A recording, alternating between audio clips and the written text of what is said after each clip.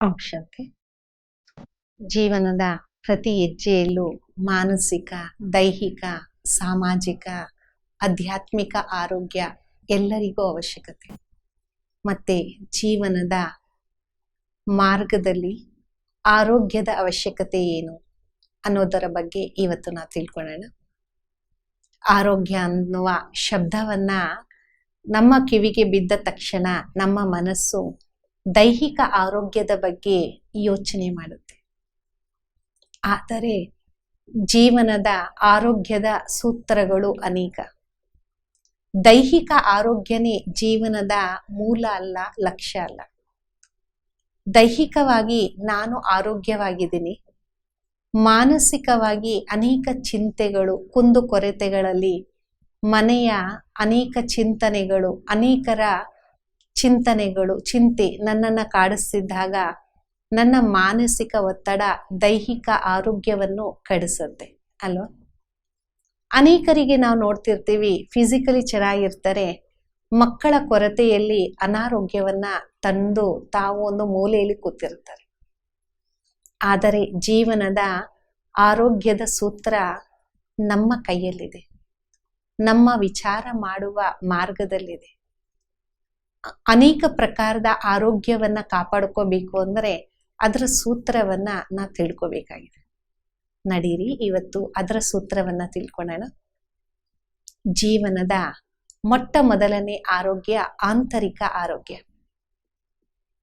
ನಾನು ಪ್ರತಿ ಪರಿಸ್ಥಿತಿಯನ್ನ, ಪ್ರತಿ ವ್ಯಕ್ತಿಯನ್ನ ಯಾವ ದೃಶ್ಯದಿಂದ ನೋಡ್ತಿದ್ದೀನಿ, ನನ್ನ ನೋಟ ಯಾವ ರೀತಿ ಇದೆ. ಯಾಕೆಂದರೆ ನನ್ನ ಸುತ್ತಮುತ್ತಲಿನ ಜಗತ್ತು ನನ್ನ ಒಂದು ರಚನೆಯಾಗಿದೆ. ನನ್ನ ರಚನೆ ಚೆನ್ನಾಗಿದ್ದಾಗ ನನ್ನ ಜಗತ್ತು ಚೆನ್ನಾಗಿರುತ್ತೆ. ಆದರೆ ಕೆಲವೊಂದು ಸಲ ಬಾಹ್ಯ ಪ್ರಪಂಚದ ಪ್ರಭಾವ ನನ್ನ ಮೇಲೆ ಬೀಳತ್ತೆ. ಆದರೆ ಅದು ನನ್ನ ಮೇಲೆ ಬೀಳದೆ ನನ್ನನ್ನು ನಾನು ಸುರಕ್ಷಿತನಾಗಿ ಇಟ್ಕೋಬೇಕು ಅಂದರೆ ನಾನು ಯೋಚನೆ ಮಾಡುವ ವಿಧಾನವನ್ನ ಪರಿವರ್ತನೆ ಮಾಡ್ಕೋಬೇಕು. ಯಾರಾದರೂ ಹೇಳಿದ್ದೇ ಹೇಳ್ತಿದ್ದಾರೆ, ಬೈಯೋದೇ ಬೈತಿದ್ದಾರೆ, ನನ್ನಲ್ಲಿರುವಂಥ ಕುಂದುಕೊರತೆಗಳನ್ನ ಹೇಳ್ತಾನೆ ಇದ್ದಾರೆ ಎಂದಾಗ ನಾನು ಅದನ್ನ ಕೇಳ್ತಾ ಹೋಗ್ಬೇಕು. ಕೇಳಿ ಅವರು ಯಾರು ಅಂತ ತಿಳ್ಕೊಂಡು, ಎರಡು ಕಿವಿ ಇದೆಯಲ್ಲ, ಒಂದು ಕಿವಿಯಲ್ಲಿ ಕೇಳಿ ಇನ್ನೊಂದು ಕಿವಿಯಲ್ಲಿ ಬಿಟ್ಟು ಹೋಗ್ತಾ ಇರ್ಬೇಕು. ನಮ್ಮನ್ನ ನಾವು ಪರಿವರ್ತನೆನೂ ಮಾಡ್ಕೋಬೇಕು. ಕೆಲವೊಂದ್ಸಲ ನಮ್ಮಲ್ಲಿ ಕುಂದುಕೊರತೆ ಇರಲ್ಲ, ಆದರೂ ಸಹ ಬೇರೆಯವರಿಗೆ ನಾವು ತಪ್ಪಾಗಿ ಕಾಣಿಸ್ತಿದೀವಿ ಎಂದರೆ ನಾವು ಹೊಣೆಯಲ್ಲ. ಅದಕ್ಕೋಸ್ಕರ ನಮ್ಮ ವಿಚಾರಧಾರೆಯನ್ನ ಪರಿವರ್ತನೆ ಮಾಡ್ಕೊಂಡು ಹೋಗ್ಬೇಕು. ಕೆಲವೊಂದ್ಸಲ ನಮ್ಮ ಜೀವನ ಬಹಳ ಉತ್ತಮವಾಗಿರುತ್ತೆ, ಅಂದ್ರೆ ಇಲ್ಲಿವರೆಗೂ ಮಾಡುವಂತ ಜೀವನ ಎಲ್ಲ ತುಂಬಾ ರಿಚ್ ಆಗಿರುತ್ತೆ. ಯಾವುದೋ ಕೆಲವೊಂದು ಪ್ರಾಬ್ಲಮ್ಸ್ ಇಂದ ಕಾರಣ ಜೀವನವನ್ನ ಸಾಧಾರಣವಾಗಿ ಮಾಡುವಂತಹ ಪರಿಸ್ಥಿತಿಗಳು ಬಂದೇ ಬರ್ತವೆ. ಆಗ ಅದನ್ನ ನಾವು ಎಕ್ಸೆಪ್ಟ್ ಮಾಡ್ತಾ ಅದು ನನ್ನ ದೈಹಿಕ ಮಾನಸಿಕ ಆರೋಗ್ಯಕ್ಕೆ ಒಳ್ಳೆಯದೇ ಅಂತ ತಿಳ್ಕೋಬೇಕು. ಯಾಕಂದರೆ ದೇಹಕ್ಕೂ ಆರಾಮ್ ಬೇಕು, ಜೀವನಕ್ಕೂ ಆರಾಮ್ ಬೇಕು. ಸದಾ ನೀವು ಒಂದೇ ರೀತಿ ಊಟ ತಿಂತಿದ್ರು ಅದು ಡೈಜೆಸ್ಟ್ ಆಗಲ್ವಲ್ಲ. ಆ ರೀತಿ ತಿಳ್ಕೊಂಡಾಗ ಮನಸ್ಸು ಹಗುರವಾಗಿರುತ್ತೆ. ಕೆಲವೊಂದ್ಸಲ ನಮ್ಮ ಲೈಫ್ ಸ್ಟೈಲ್ ಚೇಂಜ್ ಆಗ್ಬಿಡುತ್ತೆ, ಪರಿಸ್ಥಿತಿಗಳು, ಸಂದರ್ಭಗಳು ಆ ರೀತಿ ಬರುತ್ತೆ. ಆದರೆ ಮನಸ್ಸು ಮತ್ತೆ ಮತ್ತೆ ಇಲ್ಲಿವರೆಗೂ ನಾವೇನ್ ಮಾಡಿದ್ವೋ ಅದರ ಬಗ್ಗೆನೇ ಯೋಚನೆ ಮಾಡ್ತಿರುತ್ತೆ. ನಾನು ಹಿಂಗಿರ್ಬೇಕು ಅಂತೀನಿ, ಹಿಂಗಾಗ್ತಿಲ್ವಲ್ಲ, ಹಿಂಗಿದ್ನಲ್ಲ, ಹೀಗಾಗೋಯ್ತಲ್ಲ. ಆ ರೀತಿ ಯೋಚನೆ ಮಾಡೋಕ್ಕಿಂತ ಇನ್ನು ಹೊಸ ಹೊಸ ವಿಧಾನಗಳನ್ನ ಕಲಿಯೋದಕ್ಕೆ ಎಷ್ಟು ಒಳ್ಳೆಯ ಸಮಯ ಸಿಕ್ಕಿದೆ ಅಲ್ವಾ. ನಡೀರಿ ಇದನ್ನು ಮಾಡಿ ನೋಡೋಣ. ಇದರ ಪ್ರಯೋಗವನ್ನ ಜೀವನದಲ್ಲಿ ಮಾಡೋಣ ಅಂದಾಗ ಜೀವನ ಸುಲಭ ಆಗ್ಬಿಡುತ್ತೆ. ಕೆಲವೊಂದು ಸಲ ಬೇರೆಯವರನ್ನ ನಾವು ತುಲನೆ ಮಾಡ್ತಾ ಮಾನಸಿಕ ಒತ್ತಡವನ್ನ ತರ್ತೀವಿ. ಆದ್ರೆ ಒಂದು ಮನಸ್ಸಿನಲ್ಲಿ ಒಂದು ವಿಚಾರ ಸದಾ ಇರಬೇಕು. ಪ್ರತಿಯೊಬ್ಬರ ಪರಿಸ್ಥಿತಿಗಳು ಬೇರೆ, ಪ್ರತಿಯೊಬ್ಬರ ಇಚ್ಛೆಗಳು ಬೇರೆ, ಪ್ರತಿಯೊಬ್ಬರ ಮಾರ್ಗ ಬೇರೆ. ನನ್ನ ಜೀವನದ ಮಾರ್ಗ, ನನ್ನ ವಿಧಾನ, ನನ್ನ ಇಚ್ಛೆ ಅದು ಬೇರೆ ಅಲ್ವಾ. ಮತ್ತೆ ನಾನು ಬೇರೆಯವರಿಗೆ ಹೆಂಗೆ ತುಲನೆ ಮಾಡಕ್ ಸಾಧ್ಯ? ಮಾಡೋದಕ್ಕೆ ಸಾಧ್ಯನೇ ಇಲ್ಲ. ಇನ್ನು ಕೆಲವೊಂದು ಸಲ ಏನಾಗುತ್ತೆ, ಮನಸ್ಸಿನ ಒಂದು ವಿಧಾನ ಯಾರೇ ನಮ್ಮ ಮುಂದೆ ಬಂದಾಗ ನಾವು ದೈಹಿಕವಾಗಿ, ಮಾನಸಿಕವಾಗಿ ಎಲ್ಲ ಕಡೆಯಿಂದ ತುಲನೆ ಮಾಡ್ತಾ ನಮ್ಮನ್ನ ನಾವು ಹೀನ ಭಾವನೆಯಲ್ಲಿ ತರ್ತೀವಿ. ಬೇಡ, ನನ್ನಲ್ಲೂ ಸಹ ಏನಾದ್ರೂ ವಿಶೇಷತೆ ಇರಬಹುದಲ್ಲ, ಆ ಸ್ವಮಾನದಲ್ಲಿ ನಾವಿರೋಣ. ಯಾವ ವ್ಯಕ್ತಿ ತನ್ನ ಸ್ವಮಾನದಲ್ಲಿ ಇರ್ತಾನೆ, ಆಗ ತನಗೆ ಆಂತರಿಕ ಶಕ್ತಿ ಉತ್ಪತ್ತಿ ಆಗತ್ತೆ.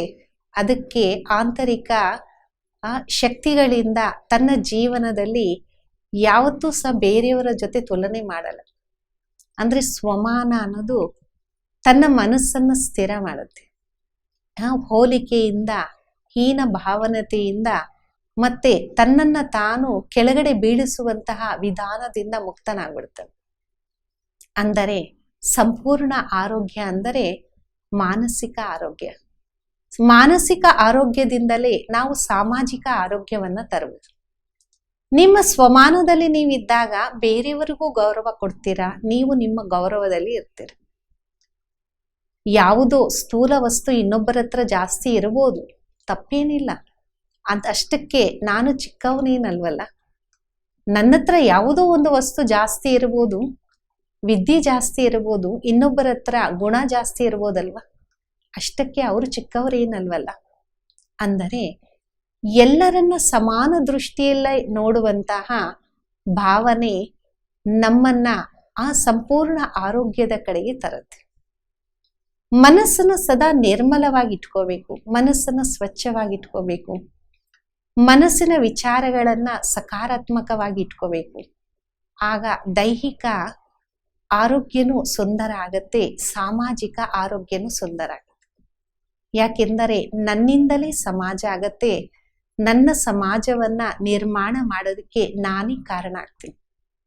ಸಂಪೂರ್ಣ ಆರೋಗ್ಯ ಬರೀ ದೈಹಿಕ ಆರೋಗ್ಯನೇ ಅಲ್ಲ, ನಾನು ಮಾತಾಡುವ ಪ್ರತಿ ಶಬ್ದನೂ ನನ್ನ ಸುತ್ತಮುತ್ತ ಜಗತ್ತನ್ನ ತಯಾರು ಮಾಡ್ತಿದೆ. ನನ್ನ ಶಬ್ದಗಳೇ ಪ್ರಪಂಚದ ಪ್ರತಿಯೊಂದು ವಸ್ತುವನ್ನ ತಯಾರು ಮಾಡುತ್ತೆ. ಒಬ್ಬ ವ್ಯಕ್ತಿ ಬಲಹೀನ ಇರಬಹುದು, ಆದರೆ ಆತನ ವಿಶೇಷತೆಯನ್ನ ನೀವು ಮತ್ತೆ ಮತ್ತೆ ಗುಣಗಾನ ಮಾಡಿದಾಗ ಆತನ ಸಾಮಾಜಿಕ ಮಾನಸಿಕ ಸ್ಥಿತಿ ಬೆಳೆದು ತಾನು ಜೀವನದಲ್ಲಿ ಮುಂದುವರಿಯೋದಕ್ಕೆ ಪ್ರಯತ್ನ ಮಾಡ್ತಾನೆ. ನೀ ಪ್ರತಿ ಸಮಯ ಸಣ್ಣ ಸಣ್ಣ ಕೆಲಸಕ್ಕೂ ಎಲ್ಲರಿಗೂ ಸಬಾಷ್ ಅಂತ ಹೇಳಿದಾಗ ಎದುರಿನಲ್ಲಿರುವ ವ್ಯಕ್ತಿ ಸಂತೋಷದಲ್ಲಿ ಇನ್ನೂ ಒಂದು ಕೆಲಸ ಮಾಡಕ್ಕೆ ಮುಂದುವರಿತಾನೆ.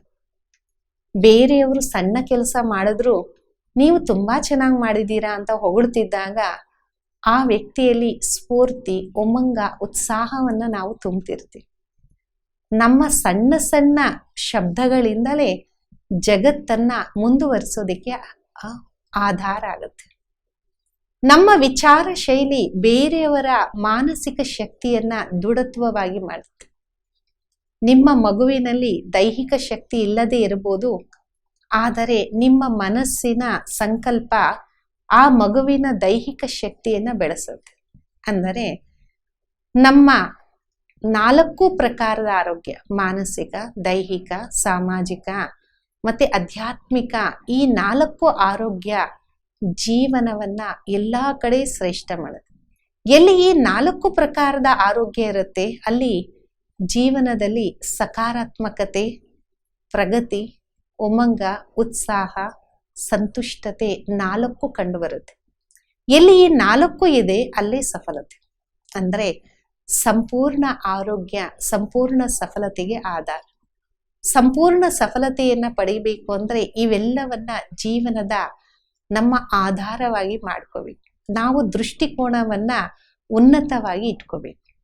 ಇದೇನು ಕಷ್ಟ ಏನಲ್ವಲ್ಲ, ಇದು ನಮ್ಮ ಆಂತರಿಕ ಜಗತ್ತಿನ ವಿಧಿವಿಧಾನ ಅಷ್ಟೇ. ಇದಕ್ಕೆ ಹೊರಗಡೆ ದುಡ್ಡು ಕೊಡೋ ಅಷ್ಟಿಲ್ಲ, ಸಮಯ ಕೊಡೋ ಅಷ್ಟಿಲ್ಲ. ನಾವು ಮಾಡುವ ವಿಧಾನ ಮಾತ್ರ ಪರಿವರ್ತನೆ ಮಾಡಿಕೊಂಡ್ರೆ ಸಾಕು, ಸಂಪೂರ್ಣ ಆರೋಗ್ಯವನ್ನ ತರಬಹುದು. ಒಂದು ಮಗ ನಡೆಯಕ್ಕಾಗ್ತಿಲ್ಲ, ಕುಂಟ ಇರ್ಬೋದು, ಆದ್ರೆ ಅವನಿಗೆ ಉಮಂಗವನ್ನ ತುಂಬಿಸಿ ಕುತ್ಕೊಂಡ್ ಕಡೆ ನೀನು ಎಷ್ಟೋ ಜೀವನದಲ್ಲಿ ಮಾಡಬಹುದು ಅನ್ನುವ ಲಕ್ಷ್ಯವನ್ನ ತೋರಿಸ್ಬಿಟ್ರೆ, ಆತನಲ್ಲಿ ಸ್ಫೂರ್ತಿಯನ್ನ ತುಂಬಿಸ್ಬಿಟ್ರೆ ಕುತ್ಕೊಂಡ್ ಮಾಡೋದು ಎಷ್ಟು ಕೆಲಸಗಳೆಲ್ಲ ಹೇಳಿ. ಒಂದು ಮಗುವಿಗೆ ತುಂಬಾ ಚೆನ್ನಾಗಿ ಸಂಗೀತ ಹೇಳುವ ಶಕ್ತಿ ಇದೆ. ನೀವು ಅವರಿಗೆ ಒಳ್ಳೆ ವಿದ್ಯಾಭ್ಯಾಸವನ್ನ ಆ ಮಾರ್ಗದಲ್ಲಿ ಕೊಟ್ಟು ಒಳ್ಳೆ ಶಿಕ್ಷಕನನ್ನ ತನ್ನ ಜೊತೆಗಾರ ಮಾಡಿ ಸದಾ ಸಬಾಷ್ ಅಂತ ಹೇಳ್ತಿದ್ರೆ ಅವರು ಆ ಮಾರ್ಗದಲ್ಲಿ ತುಂಬಾ ಮುಂದೆ ಹೋಗ್ತಾರೆ. ಒಂದು ಮಗು ಮಾತಾಡಕ್ ಬರಲ್ಲ, ಮೂಗನಾಗಿರ್ಬೋದು, ಆದ್ರೆ ಮಾತಾಡ್ದಿರನೇ ಎಷ್ಟೋ ಕೆಲಸ ಮಾಡೋದು ಇವತ್ತಿದೆ ಅಲ್ಲ, ಅವ್ರು ಎಷ್ಟೋ ಉನ್ನತದಲ್ಲಿ ಹೊರಟೋಗ್ತಾರೆ. ಅಂದ್ರೆ ಅವರ ಕೊರತೆಗಳನ್ನ ನೋಡೋದು ಬೇಡ. ನಮ್ಮ ಆಂತರಿಕ 4 ಪ್ರಕಾರದ ಆರೋಗ್ಯದಿಂದ ಎಲ್ಲರಲ್ಲೂ ಸ್ಫೂರ್ತಿಯನ್ನ ತುಂಬೋದೇ ಸಮಾಜವನ್ನ ಸಂಪೂರ್ಣ ಆರೋಗ್ಯದ ಕಡೆಗೆ ಕರ್ಕೊಂಡು ಹೋಗುವಂತಹ ವಿಧಿವಿಧಾನ ಇದೆ. ನಡೆಯೋಣ, ಸಂಪೂರ್ಣ ಸಮಾಜವನ್ನ ನೀವು ನಾವು ಎಲ್ಲ ಸೇರಿ ತಯಾರು ಮಾಡೋಣ. ನಮಸ್ತೆ.